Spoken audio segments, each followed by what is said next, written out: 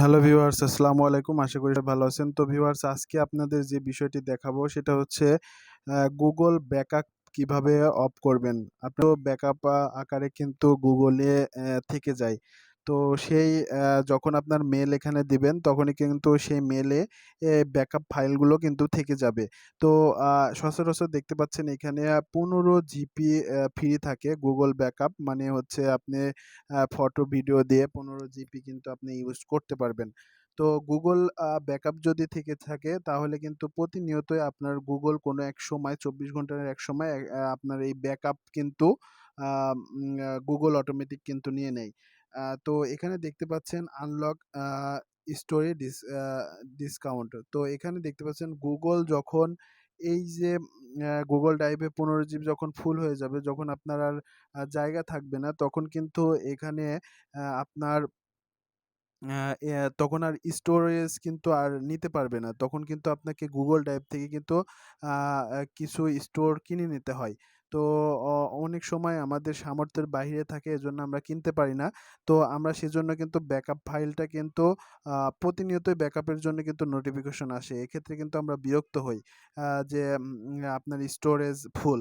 তো এখান থেকে আমরা যেটা করব, Google ব্যাকআপ দেখতে পাচ্ছেন কমপ্লিট। এই জায়গায় এসে আমরা কিন্তু এই যে বু গু আ ব্যাকআপ ইস অন।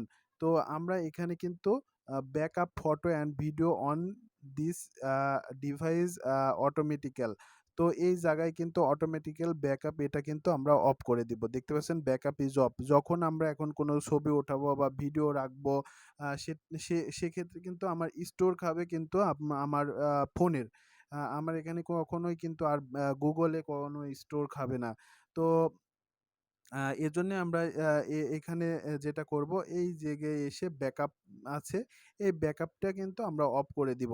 যখনই আমরা অফ করে দিব তখনই কিন্তু আ আম আপনি যতই ছবি উঠান বা ভিডিও আপনি আ উম ইয়ে ভিডিও করুন, সেক্ষেত্রে কিন্তু সেই যে মোবাইল স্টোরের যে ভিডিও বা ফটো ব্যাকআপ আকারে আর Google এ কিন্তু আর কখনো ব্যাকআপ হবে না।